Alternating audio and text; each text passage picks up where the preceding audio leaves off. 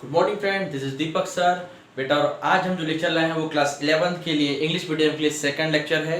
आपको याद होगा लास्ट लेक्चर में हम 2D पढ़ रहे थे और 2D के अंदर वेक्टर एनालिसिस पढ़ रहे थे। एक बाय डिफॉल्ट एक छोटा सा मुझसे मिस्टेक हो गया जब मैं डेफिनेशन बोल रहा था। एक्चुअली मैंने स्केलर क्वांटिटी के लिए ये वर्ड यूज कर दिया था, बाय मिस्टेक हुआ है। एक्चुअली वो मैं फ्लुएंसी में जब मैं बोलना स्टार्ट करता हूँ तो कभी कभी कुछ मिस्टेक हो जाते हैं, आपसे भी होते होंगे, मुझसे भी हो गए। तो बाय डिफॉल्ट वहां पर मैंने क्या कर दिया, ये बोल दिया कि the vector which has magnitude as well as direction is known as the scalar quantity। By mistake है मेरे मुंह से निकला था बेटा, तो प्लीज उसको इग्नोर कीजिएगा। छोटी छोटी गलतियां होती रहती हैं क्योंकि मैं अभी बहुत बिजी हूँ, कंटिन्यूअस मुझे वीडियोस अपलोड करने पड़ रहे हैं, जिसके कारण बहुत बड़ा हेडेक होता है क्योंकि एडिटिंग करना, बहुत कुछ करना होता है। तो जल्दी जल्दी जितना जल्दी हो सके मैं अपने स्टूडेंट्स को वीडियो प्रोवाइड करूं करके स्पीड में था, तो शायद वो मिस्टेक्स निकल गया। बट याद रखिएगा, scalar quantities are those quantities which has only magnitude but not direction. आज के लेक्चर में बेटा हम थोड़ा सा कुछ आगे चलते हैं और आगे क्या चलेंगे। अभी लास्ट तक हमने खत्म किया था वेक्टर पढ़ते पढ़ते। वेक्टर में क्या किया था, किसको याद है? लास्ट टॉपिक आपने क्या किया था? हमने वेक्टर जब स्टार्ट किया था तो हमने पढ़ा स्केलर, वेक्टर क्वांटिटी, उसके बाद पढ़ा प्रॉपर्टीज ऑफ वेक्टर, प्रॉपर्टीज के बाद हमने रिसोल्यूशन पढ़ा और कंपोनेंट रिसोल्यूशन पर जाकर के हमने वेक्टर को खत्म किया था। और आज जो हम पढ़ने वाले हैं वो है सिंपल एडिशन और subtraction of vector, simple addition and subtraction of vector. ठीक है, ध्यान दीजिएगा। आज हम पढ़ रहे हैं एडिशन एंड सब्ट्रैक्शन। क्या पढ़ रहे हैं? Addition and subtraction. सिंपल तरीके से क्या बोलना चाह रहा हूं, ध्यान दीजिएगा। सिंपल तरीके से अगर आपने अभी तक से पढ़ लिया एडिशन, सब्ट्रैक्शन और साथ में मॉड, मॉड तो आपने सीख चुका है लास्ट क्लास में, लेकिन अभी जो मैं बता रहा हूं, सपोज आपके पास है vector a equals to 2 of i cap plus 3 of j cap plus of 2 of k cap. ठीक है, सपोज आपके पास है वेक्टर b और कह दिया 2i minus of 2j plus of k cap. तो बेटा एडिशन करने के लिए आप डायरेक्टली ऐड करोगे किसको किसको, a और b को। कैसे ऐड करेंगे? सिंपल मैथ्स यार। 3 और प्लस 2 कितना हो जाएगा? 6 ऑफ i कैप। ठीक है, देन प्लस 3 और माइनस 2 साइन को लेते हुए ऐड करेंगे। तो 3 और 2 में 3 बड़ा था तो क्या ले लिया अपन लोग? 3 और माइनस 2 बोलने से j of k cap plus of j of k cap. 2 और k, 2k और k कितना हो जाएगा? 3 ऑफ k। तो ये हो गया आपका एडिशन। ऐसे हम वेक्टर को ऐड करते हैं, i को i के टर्म के साथ, j को j के टर्म के साथ और k को k के टर्म के साथ हम क्या करेंगे? ऐड करेंगे। आगे बढ़ते हैं, अब हम करते हैं subtraction. So a minus b, तो a माइनस b में हो जाएगा 3i plus of 3j plus of 2k cap. परंतु आपको याद होगा गुरुजी बताए थे कि माइनस के बाहर माइनस जब भी आता है ब्रैकेट लगा दो। तो ब्रैकेट लगाते हैं 2i minus of 2j plus of k cap. और सुनिएगा, इसको हम क्या करते हैं, गुरुजी भी बताए थे कि ब्रैकेट खोलोगे तो साइन क्या कर देना, साइन क्या करेंगे? चेंज कर देंगे। सो 3i plus of 3j plus of 2k minus of 2i minus minus plus 2 of j minus of k of cap. तो अब क्या हो जाएगा दोस्तों? 3i और minus 2i that is of i, 2j 3j और 2j टोटल मिला करके 5 ऑफ j। ठीक है, और 2k और minus k that is of plus of k। ठीक है, यही अगर आपको एक क्वेश्चन में ऐसा देता है, सुनिएगा, ये बोल दिया a प्लस बी निकालो, a माइनस बी निकालो और साथ में क्या बोल दिया? Mod of a plus B भी बताओ। तो सिंपल है बेटा, आपके पास a प्लस बी था, मॉड निकालने का फॉर्मूला आपको मैंने पहले ही बता दिया था। कोफिशिएंट का स्क्वायर कर दो यार, कुछ नहीं रखा, क्या मिल गया? 36 प्लस 1 एंड देन 9। ठीक है, कितना हो जाएगा? 46। ठीक है, रूट ऑफ 46, ये आंसर है। इस तरीके से हम सिंपल एडिशन और सब्ट्रैक्शन करते हैं। लेकिन वेक्टर में यहीं तक ही एडिशन और सब्ट्रैक्शन नहीं था, कुछ रूल्स आए। वेक्टर में 3 तरीके के रूल आए बेटा जब हम वेक्टर को ऐड और सब्ट्रैक्ट करते हैं, कुछ फंडामेंटल लॉजिक से। लेकिन उसके पहले मैं यहाँ पे कुछ रूल्स बताना चाहता हूं आपको वेक्टर के लिए। ठीक है, सो वेक्टर के कुछ रूल्स की बात करें तो जीरो वेक्टर, एक वेक्टर होता है अपने पास जीरो वेक्टर जिसका मैग्नीट्यूड क्या होता है? जीरो। और जीरो वेक्टर के साथ सुनिएगा, अगर आप जीरो वेक्टर के साथ किसी भी क्या करते हैं, कांस्टेंट का मल्टीप्लाई करते हो वो जीरो हो जाएगा। ठीक है, किसी भी वेरिएबल का मल्टीप्लाई करते हो वो क्या हो जाएगा? जीरो हो जाएगा।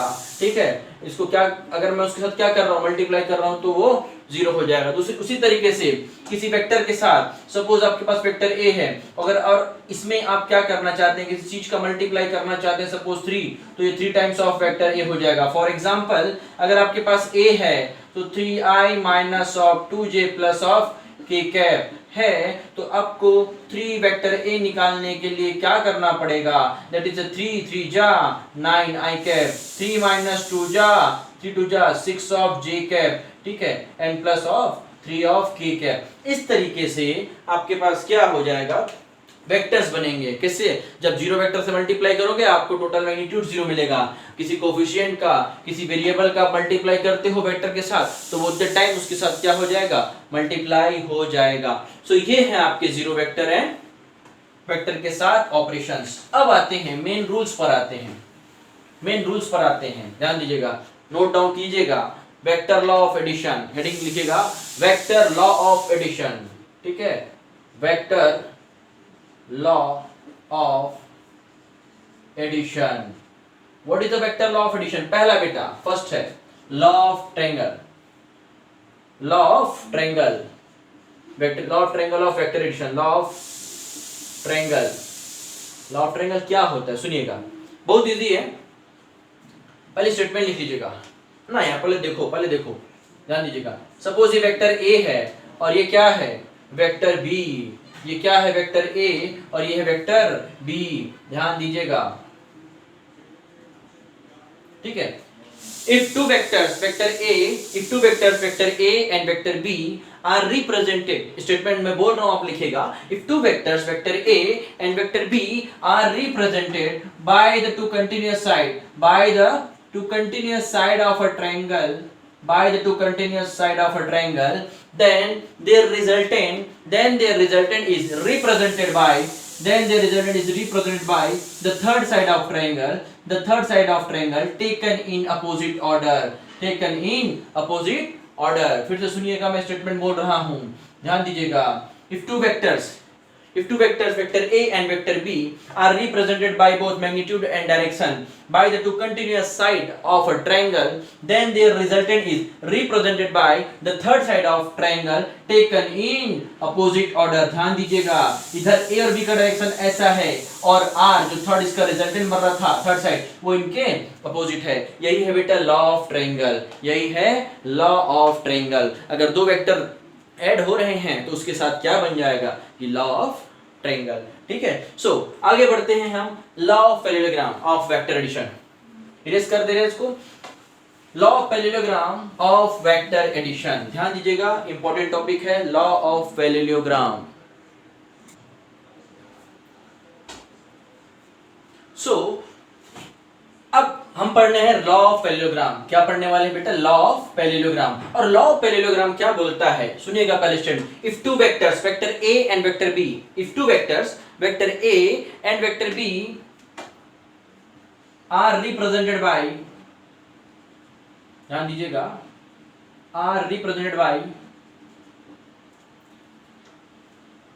फिर से if two vectors vector a and vector b are represented by two adjacent sides of parallelogram, ये adjacent sides है ना, ये adjacent arm है मेरे, two adjacent sides of parallelogram like that, if two vectors are represented by both magnitude and direction by the two adjacent sides of parallelogram, by the two adjacent sides, ये adjacent side है, ये आपस के adjacent sides है, ठीक है। फिर से बोलते हैं सुनिएगा, याद रखिएगा, इफ टू, और डेफिनेशन रटना नहीं है, बुक की भाषा जरूरी नहीं है, आप अपने वर्ड्स में लिखिए फिजिक्स, कोई दिक्कत नहीं है, तभी आप फिजिक्स सीखेंगे। If two vectors vector A and vector B are represented by two adjacent by both magnitude and direction, magnitude भी और डायरेक्शन के साथ, ठीक है, magnitude and direction by the two adjacent sides of parallelogram, then their resultant is represented by the diagonal of parallelogram, then their resultant is represented by the diagonal of parallelogram taken in opposite order, taken in opposite order and taken in opposite order, और क्या दिख रहा है आपको, taken in opposite order and the opposite side passing through the intersection point। Passing through the intersection point. एक बार फिर से मैं आपको एक्सप्लेन करता हूं, थोड़ा टफ होता है इसका डेफिनेशन लर्न करना, तो डायग्रामेटिकली इसको अगर आप लर्न करोगे बहुत इजी वे में सीख जाओगे। देखो एक पैरेललोग्राम था, फिर से आते हैं। If two vectors vector A and vector B, क्या बोल रहा मैंने, if two vectors vector A and vector B are represented by both magnitude and direction by the two adjacent sides of parallelogram, then their resultant is represented by the diagonal of parallelogram taken in opposite order passing through the intersection point of them। मतलब A और B के intersection point से होकर जाता है। अगर ये A है बेटा तो ऑब्वियस सी बात है ये भी क्या होगा A, अगर ये B है बेटा तो ये भी क्या होगा B। और सुनिएगा अगर मैं इस ट्रायंगल को, इस रेक्टेंगल को लेता हूं, पैरेललोग्राम को लेता हूं A B C और D, ठीक है। अगर मैं इस पैरेललोग्राम का नाम क्या दिया हूं A B C और D। अब ध्यान दीजिएगा, यहां से हम डेरिवेशन स्टार्ट करेंगे। जो स्टेटमेंट मैंने बोला आप अपने नोट्स में उसको उतारिएगा। अब आगे बढ़ते हैं, ध्यान दीजिएगा। मैं एक वर्टिकल लाइन ड्रॉ करता हूं, क्या करता हूं, एक वर्टिकल लाइन ड्रॉ करता हूं, इसको नाम क्या देता हूं P। सपोज मान लो इन दोनों वेक्टर्स के बीच का एंगल है थीटा, तो ऑब्वियस सी बात है ये भी क्या होगा थीटा। अगर इस एंगल को मैं लेता हूं क्या अल्फा, क्या लेता हूं अल्फा। तो सुनिएगा अब मैं इसके लिए इस पर एक डेरिवेशन करने जा रहा हूं जहां पर मैं रिजल्टेंट r की वैल्यू निकालूंगा और साथ में किसकी वैल्यू निकालूंगा, डायरेक्शन की। किसकी वैल्यू, डायरेक्शन की। चलो आगे बढ़ते हैं। इन ट्रायंगल किसकी बात कर रहा हूं मैं, BPC, B P और C में sin थीटा क्या होगा, बोलो perpendicular upon hypotenuse, perpendicular upon hypotenuse. देखिएगा बेटा क्या बोलना चाह रहा हूं मैं, perpendicular upon hypotenuse that is PC upon hypotenuse क्या हो जाएगा BC, ठीक है। वैसे ही लेते हैं इस पे cos ऑफ थीटा, क्या लिया मैंने cos थीटा क्या होगा बेस बाय हाइपोटेनस, बेस क्या दिख रहा है आपको, बेस दिख रहा है BP और हाइपोटेनस क्या दिख रहा है, फिर से बेस है BP और हाइपोटेनस है BC, ठीक है। अब इन दोनों को देखो, PC आपको मालूम है क्या, PCC आपको नहीं मालूम, लेकिन BC मालूम है। BC क्या दिखा रहा है, BC क्या दिखा रहा है, वेक्टर B, क्या दिखा रहा है, वेक्टर B, ठीक है। आगे बढ़ते हैं, यहाँ पर फिर से आते हैं। BP आपको नहीं मालूम, लेकिन क्या दिखा रहा है, वेक्टर B क्या देखो BC क्या दिखा रहा है आपको, वेक्टर ऑफ B, वेक्टर क्या दिखा रहा है B। यहां से बेटा इन दोनों से क्रॉस मल्टीप्लाई करके, अगर क्रॉस मल्टीप्लाई करूं तो मुझको PC क्या मिल जाएगा, B sin ऑफ थीटा। उसी तरीके से इन दोनों को क्रॉस मल्टीप्लाई करता हूं तो BP क्या मिल जाएगा, बोलिए क्रॉस मल्टीप्लाई करूंगा तो B cos ऑफ थीटा। कोई दिक्कत आपको होना भी नहीं चाहिए। अब क्या करेंगे सर, अब कुछ नहीं करेंगे। ये जो बड़ा वाला ट्रायंगल दिख रहा है ना आपको, triangle A, right angle triangle की बात कर रहा हूँ, राइट एंगल ट्रायंगल बोलने का मतलब है राइट एंगल ट्रायंगल APC, किसमें APC की बात करता हूँ। APC में फिर से हम लेते हैं क्या, पाइथागोरस थ्योरम से। पाइथागोरस थ्योरम में ये आपको दिख रहा है हाइपोटेनस, ये परपेंडिकुलर और ये बेस। पाइथागोरस थ्योरम से क्या मिल जाएगा बेटा, AC का स्क्वायर, AC का बोलिएगा AC का square equals to perpendicular PC का स्क्वायर प्लस ऑफ बोलिएगा AP, किसका बोलेंगे A से P का होल ऑफ स्क्वायर। कोई दिक्कत किसी को, पर hypotenuse square AC square equals to perpendicular square equals to plus BC का AP का स्क्वायर। क्या मैं इस AP को गौर से देखिए, क्या मैं इस AP को दो पार्ट में ब्रेक कर सकता हूं, कैसे, let's see. AC square what is your PC square, P से C कहां पर दिख रहा है, ये परपेंडिकुलर तो ज्यो का त्यों रहेगा, इसमें कोई चेंजेस नहीं होंगे। But AP can written as AB plus बोलिएगा BP whole of square. Putting all this value बेटा, चलो पुट करके देखते हैं कुछ तो मिलेगा। इसी क्या दिख रहा है आपको, इसी को ही हम लोग क्या बोलते हैं R, क्या बोलते हैं इसको हम लोग R। सो R स्क्वायर लिख रहा हूं मैं, क्या लिख रहा हूं इसको R स्क्वायर, ठीक है। अब मुझको क्या निकालना है, PC निकालना है। ये एक्चुअल में A प्लस B क्या बनाता है वो रिजल्टेंट फॉर्मूला निकाल रहा हूं। अभी जो मैं फॉर्मूला निकालूंगा वो किसका होगा, रिजल्टेंट का फॉर्मूला होगा।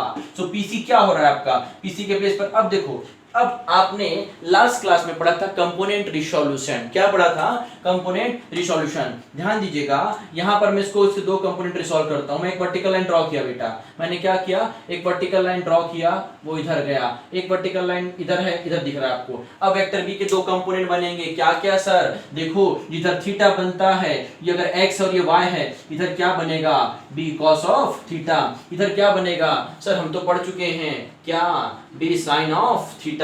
चलो यार पुट अप करके देखते हैं। तो PC P से C क्या दिख रहा है, वर्टिकल है, this side equal to this side, और ये कौन सा कंपोनेंट रिप्रेजेंट कर रहा है, B sin ऑफ थीटा। तो लिख दो बेटा B, क्या लिखेंगे हम, B sin of theta, B sin of theta whole of square plus A B के प्लेस पर क्या आ जाएगा यार, ए से बी है हमारे पास वेक्टर ए, प्लस बी से पी, बीपी क्या है तुम्हारे पास, B cos of theta whole of square. चलो यार क्या हो जाएगा, B square sine square theta plus A square, ठीक है, फिर B square cos square theta, A plus B whole square का फॉर्मूला लगा रहे हैं, डरने की कोई बात नहीं है, then 2ab cos of theta.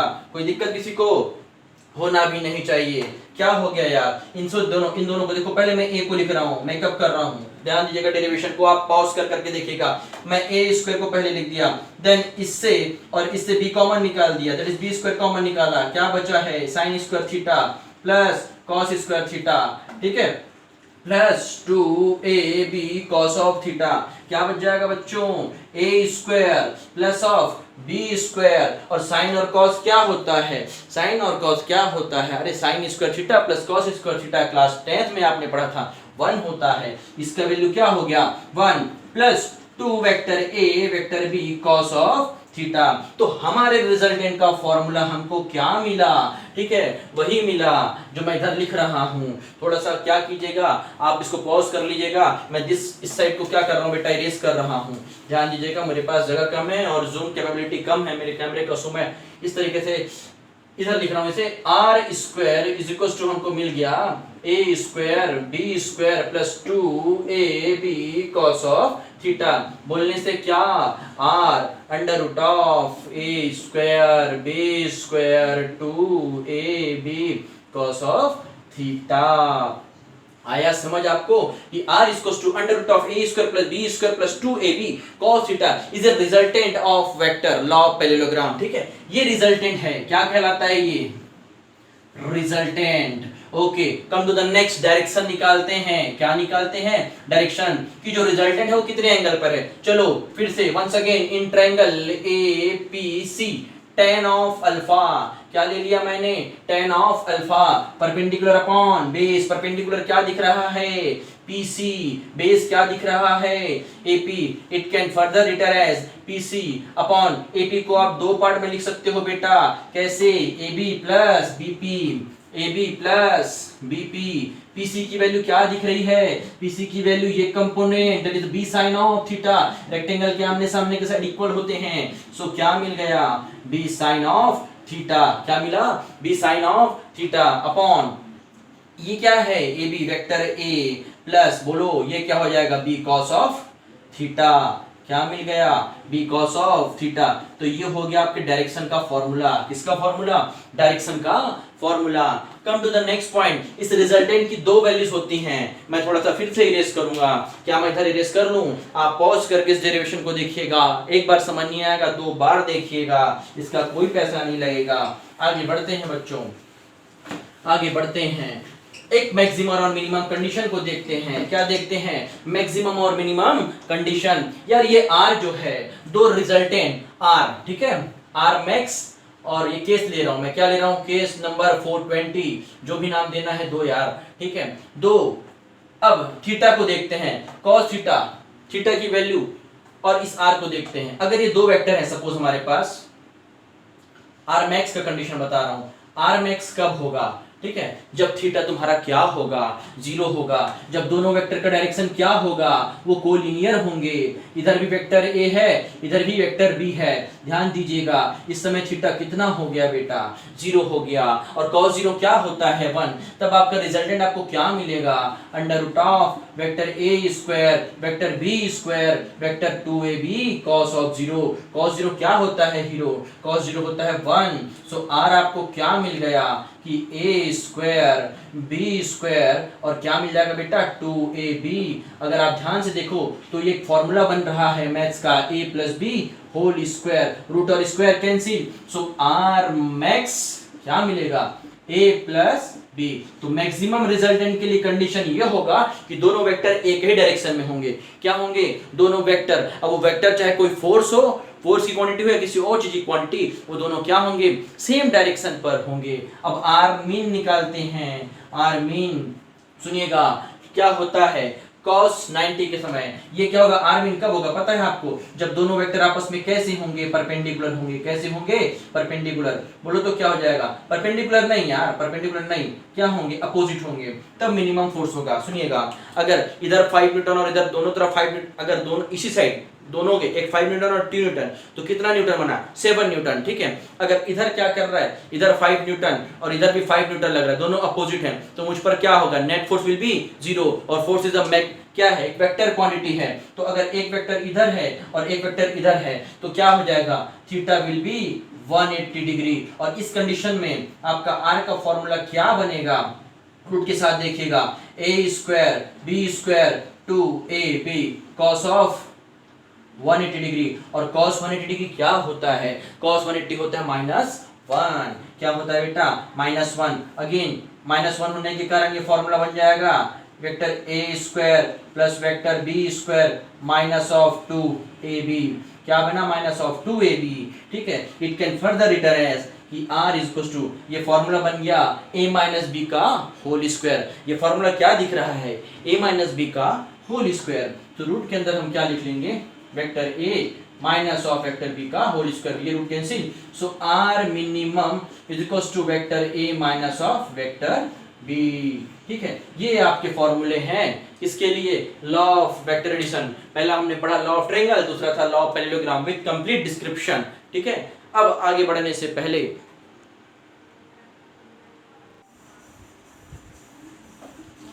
अब तीसरा लॉ है यार, जो थर्ड लॉ है वो क्या बोलेगा। ठीक है, हमने पढ़े लॉ ऑफ ट्रायंगल, सेकंड पढ़ा लॉ ऑफ पैरेललोग्राम, और अब जो तीसरा लॉ है वो है लॉ ऑफ पॉलीगॉन। ठीक है, third law of vector addition, law of polygon, law of polygon. ठीक है,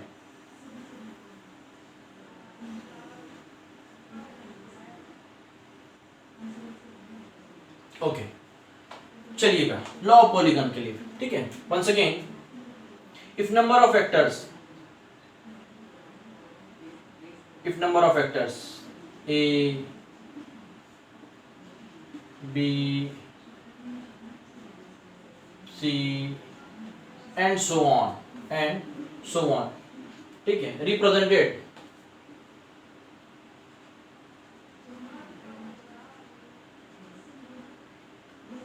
ध्यान देना बेटा। ठीक है, suppose if number of vectors represented by both magnitude and direction, by the continuous side of a regular polygon, like that a b c continuous polygon, then their resultant, it can written as vector d, then their resultant is represented by the closing side of polygon taken in opposite order।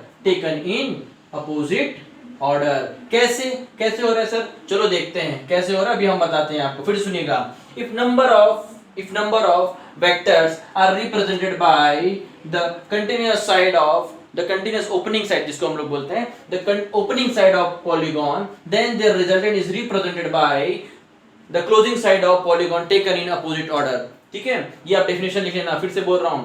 if the number of vectors are represented by both magnitude and direction by the continuous side of polygon और regular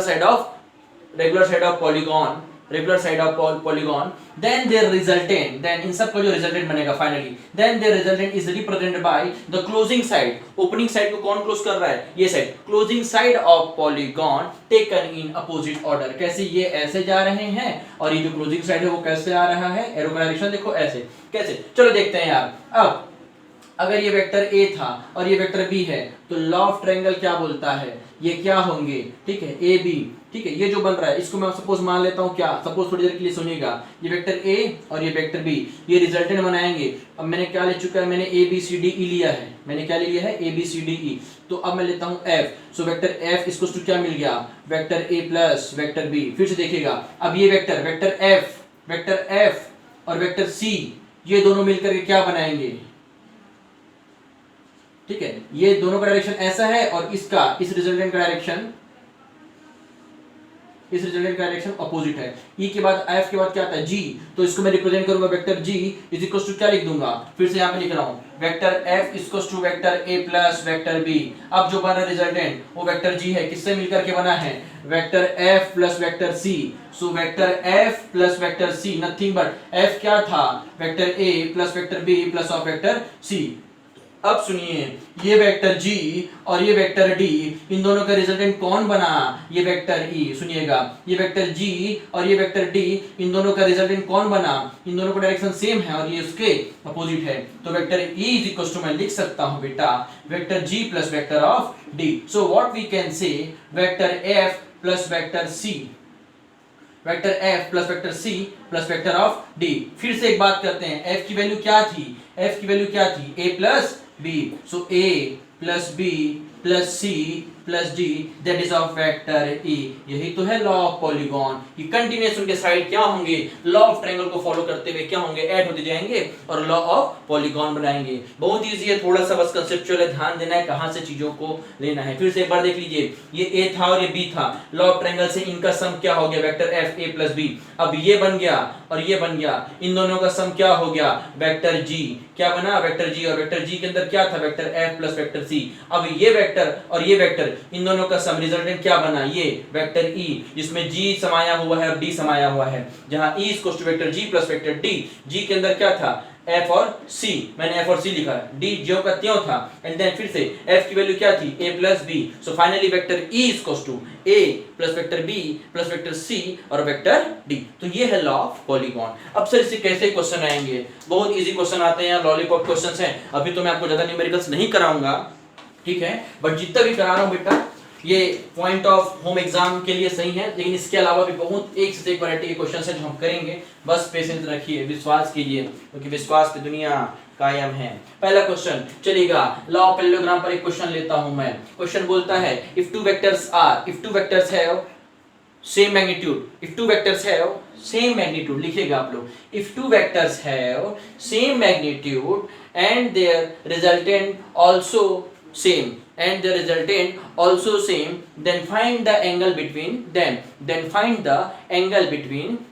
ठीक है। क्या बोलता है यार, चलो सुनते हैं। अकॉर्डिंग टू क्वेश्चन ना, क्वेश्चन बोलता है कि दो वेक्टर्स हैं, वेक्टर ए और वेक्टर बी, जिनका मैग्नीट्यूड सेम है और उनका रिजल्टेंट भी क्या है, सेम है, सेम है, ठीक है। तो इनके बीच का एंगल फाइंड आउट करो। क्या करो, एंगल फाइंड आउट करो। कैसे करें सर, समझ नहीं आया, चलो ना यार, जो नहीं मालूम होता क्या करते हैं, लेट अस कंसीडर, माना कि पर दुनिया कायम है, let us consider the vector A का भी मैग्नीट्यूड हो गया x, वेक्टर b का भी क्या हो गया x, और रिजल्टेंट भी उनके सेम है बोलता है। तो क्या बोल, रिजल्टेंट r को भी हम क्या बोल लेते हैं, x सपोज करते हैं। अब रिजल्टेंट बोला है तो सर कौन सा फॉर्म, बच्चों को यही दिक्कत रहता है कि क्वेश्चन में ये नहीं समझ पाते कि कौन सा फॉर्मूला लगने वाला है।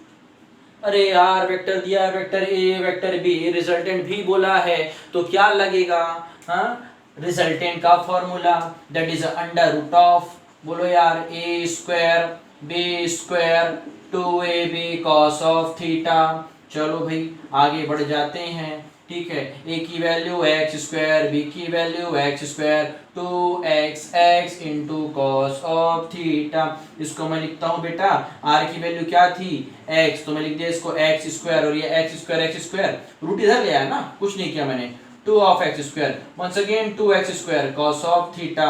कोई दिक्कत बेटा, यहाँ से ना ट्रांसफर कर दो, 2x स्क्वायर को इधर ले आओ, या तीनों के x स्क्वायर कैंसिल कर दो ना यार, कहाँ लगे, बचा क्या, 1 2 plus 2 cos of theta, transfer कर दो, 2 में 1 गया, ध्यान दीजिएगा, 2 में 1 गया, 1 minus 2 is equal to 2 cos of theta, ठीक है, या आप कॉमन निकाल के अपॉन में ले आओ डायरेक्ट यार, कहाँ लगे, क्या करते हैं कि 1 और 2 कॉमन निकाल दिए, 1 प्लस कॉस ऑफ थीटा, बचा क्या अपने पास 1/2 is equal to 1 plus cos of theta, that is cos of theta is equal to, बोलिएगा 1/2 minus 1, cos of theta is equal to minus 1/2। अब टेबल याद करो यार, वो क्या होता है टेबल, कॉस माइनस 1/2 कब आता है, कॉस थीटा माइनस 1/2 कब आता है, बिकॉज कॉस 60 1/2 होता है, तो कॉस 120 क्या होगा, माइनस 1/2। कैसे लिखोगे कि cos of 1/20 is equal to cos of theta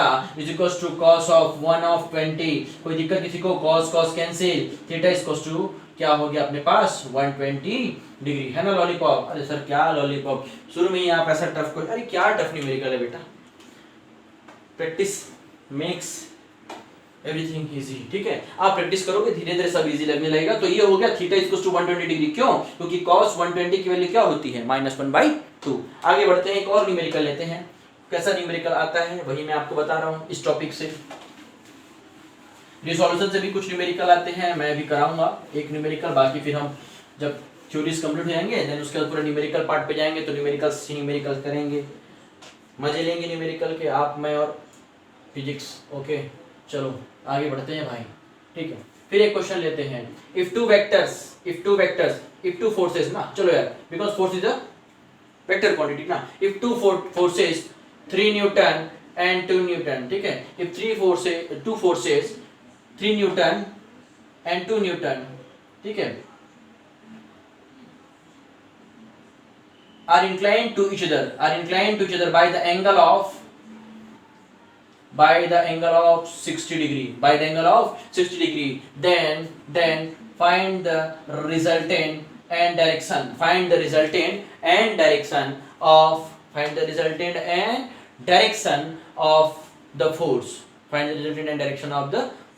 क्या बोला क्वेश्चन, बोलता है आपके पास दो वेक्टर हैं, एक 3 न्यूटन है और एक 2 न्यूटन है, क्या न्यूटन है, एक 3 न्यूटन और 2 न्यूटन, ठीक है, और उनके बीच का एंगल बोल दिया है क्वेश्चन वाले ने 60 डिग्री है, तो सर उसका रिजल्टेंट फाइंड आउट करो, चलो कर लेते हैं यार, ठीक है। रिजल्टेंट का फॉर्मूला क्या होता है, √a² और b² और 2ab ही होता है, और साथ में cos थीटा भी होता है। चलो सॉल्व करते हैं, r हमको निकालना है, a के प्लेस पर क्या है बेटा 3², b के प्लेस पर क्या है 2², और क्या मिला 3 × 2 × cos of theta.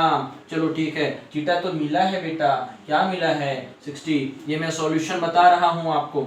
So r = 3 3 जा 9, 2 2 जा 4, 2 2 जा 4, 4 3 जा 12 मल्टीप्लाइड बाय cos 60 1/2, cos 60 की वैल्यू 1/2, ये हो गया 6। सो r = 9 and 4 13 plus 6, 13 plus 6 कितना हो जाएगा यार √19 सर। चलो ठीक है, सही मान लिए, ये आपका r हो गया, ये आपका r हो गया। अगर वो ये भी बोलता कि r max और r min क्या होगा, अगर आपको ये भी पूछ देता कि r max और r min क्या होगा, तब आप क्या करते, तब आप करते r max that is a plus b, बोलने से 3 + 2 5 ऑफ न्यूटन। अगर क्वेश्चन वाला पूछता तो हम ये लिखते r min क्या होता, ये तो r max था, मतलब a minus of b that is 3 minus of 2 that is 1 Newton, ठीक है। अब बोल दिया कि आपको डायरेक्शन भी निकालना था, ठीक है, कि किसका डायरेक्शन, थीटा आपको दिया हुआ था, आपको उसका डायरेक्शन निकालना है, मतलब रिजल्टेंट कितने एंगल पर है, रिजल्टेंट देखो ये पैरेललोग्राम ही भाई, हड़बड़ाओ मत, लाओ पैरेललोग्राम लगा रहा हूं, ऐसा नहीं कि कुछ भी लगा दे रहे हैं अपन ना, हमको डायरेक्शन का tan ऑफ अल्फा क्या लिखते हैं, बोलिएगा b sin theta upon a + b cos of theta. कुछ नहीं करना है, b की वैल्यू क्या है, जो बड़ा होगा उसको a लेना। अगर आपके पास दो फोर्स दिए हुए हैं तो मैक्स फोर्स को, बड़े फोर्स को आप a ले लेना, दूसरे को b एज्यूम करना, न्यूमरेटर डिनोमिनेटर चेंज करोगे आंसर गलत आएगा। ये कंटिन्यूअस है, सुनिएगा, b कितना हो गया अपने पास 2 प्लस साइन ऑफ कितना लिख देना यार 60/3 प्लस 2 cos ऑफ 60। क्या आप साइन 60 और cos 60 की वैल्यू पुट अप करके tan ऑफ अल्फा नहीं निकाल सकते? होमवर्क है बेटा, नेक्स्ट लेक्चर में हम इसका आंसर बता देंगे आपको सिर्फ सॉल्व करना है वैल्यू पुट अप करके। तो कुछ इस तरीके के न्यूमेरिकल इस टॉपिक से आते हैं। एक रिसोल्यूशन बेस्ड और क्वेश्चन मैं करा देता हूं, इसको इरेज करते हैं, पॉज करके आप उतारिएगा, ठीक है। अभी बहुत सारा, ये जितना गड्ढा खोदो उतना पानी मिलेगा, जितनी गहराई में जाओगे उतना सोना मिलेगा, बिल्कुल ऐसा ही है। न्यूमेरिकल बहुत है बेटा, किस किस को करें, ठीक है। मैं ये नहीं बोलता कि पूरी चीजें मैं ही पर तैयारी करा दूंगा, लेकिन कोशिश ये करता हूं कि बहुत से न्यूमेरिकल आपको कराऊं जो आपके कंपटीशन एज वेल एज आपके होम एग्जाम में भी आते हों, ठीक है। चलिएगा, एक क्वेश्चन दे दिया, ध्यान दीजिएगा कैसा दिया है क्वेश्चन कि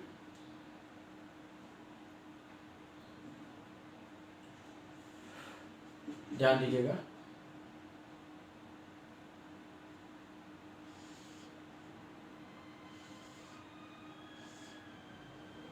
ओके, ठीक है। ये आपके पास मास दिया है 5 किलोग्राम का मास हैंग हो रहा है, ठीक है, ठीक है। ध्यान दीजिएगा, ओके, ठीक। ये 5 किलोग्राम का आपके पास मास क्या है, हैंग है। कहां से? स्ट्रिंग बंधे हुए हैं, यहाँ पर नॉट है, ठीक है। और आपको वर्टिकल से एंगल दे दिया गया, सॉरी हॉरिजॉन्टल से एंगल कितना दे दिया है 30 डिग्री। कितना दे दिया है? 60 ले लो यार, 60 आपको इजी पड़ेगा। क्या ले लिया है? आपको दे दिया है एंगल 60 डिग्री, और बोलता है इस पर लगने वाले टेंशन को फाइंड आउट करो। क्या बोलता है? लगने वाले टेंशन को फाइंड आउट करो। कंडीशन ये बोला है, जबकि ये दोनों स्ट्रिंग, सुनिएगा, ये दोनों स्ट्रिंग क्या है? दोनों स्ट्रिंग की लेंथ इक्वल है, दोनों स्ट्रिंग की लेंथ इक्वल है, दोनों स्ट्रिंग की लेंथ इक्वल है, तो ऑब्वियस सी बात है यहाँ पर भी क्या होगा, टेंशन T1 ही पड़ेगा। क्वेश्चन वाला इसको नहीं देगा, बोलेगा स्ट्रिंग A B C, तो वो बोल देगा कि स्टेटमेंट में बोलेगा कि ये हिंज है, इस तरीके से हैंग है और यहाँ पर वेट लटका हुआ है, बोलेगा B और C का टेंशन T1 है, B और C का टेंशन T1 है, और दोनों स्ट्रिंग AB और BC का लेंथ सेम है, तो दोनों स्ट्रिंग पे टेंशन फाइंड आउट करो। तो आपको ये दिमाग लगाना है कि इसका भी टेंशन क्या होगा, T1 होगा। चलो अब मैं आपको बताता हूँ फ्री बॉडी डायग्राम कैसे हम इसको बना सकते, किसका इसका फ्री बॉडी डायग्राम बनेंगे। ये वेट वर्टिकल डाउनवर्ड है, ये वेट क्या था? आप सबसे पहले क्या कीजिएगा, x और y ले लीजिएगा। क्या लिया आपने? x और y। t कैसा जा रहा था बेटा? t जा रहा था आपका इधर ऐसा, लाइक दैट 60 डिग्री जा रहा था ना, तो अल्टरनेट एंगल से ये क्या हो जाएगा, 60 डिग्री हो जाएगा। कितना डिग्री हो गया? 60। T1 सी, अब आपको T1 ही निकालना है, इसको गोली मारो यार, इसको बनाने की जरूरत नहीं है आपको डायग्राम में, आप बना भी लोगे तो भी क्या मतलब, आपको ये भी मालूम है कि ये भी क्या है 60 डिग्री ही तो बनाएगा, ठीक है। चलो हम हटा देते हैं उसको, हमने ये बना लिया, और एक क्या बना लिया, एक है m, ठीक है, 5 ऑफ kg, ठीक है। आपको वेट निकालना है, आपको मास गिवन था और वेट, और बोल दिया है कि ग्रेविटी आप क्या ले सकते हो 10, g की वैल्यू कितनी लेनी है क्वेश्चन में, सपोज आपको दिया है 10। अब क्या करते हैं, आपने कंपोनेंट पढ़ा है ना, कंपोनेंट सॉल्यूशन, तो यार ये क्या हो गया, ठीक है। अगर हम कंपोनेंट बनाते हैं बेटा तो इधर क्या मिलेगा, T1 cos ऑफ 60, इधर क्या मिलेगा, T1 sin ऑफ 60, ठीक है। अब हम देखते हैं कि x एक्सिस में कितने फोर्स हैं और y एक्सिस में कितने फोर्स हैं, ठीक है। अगर हम देखते हैं हमको कहां से वैल्यू मिल पाएगा, अगर मैं इसका वेट निकालता हूं W, that is 5 × 10, that is 50, कितना हो गया 50, वेट 50 हो गया। तो y एक्सिस में दो फोर्स दिख रहे हैं ना, जो एक दूसरे के अपोजिट है, एक T1 sin 60 upward direction positive, एक W कितना है 50, ये वर्टिकल डाउनवर्ड, ठीक है। अब ध्यान दीजिएगा,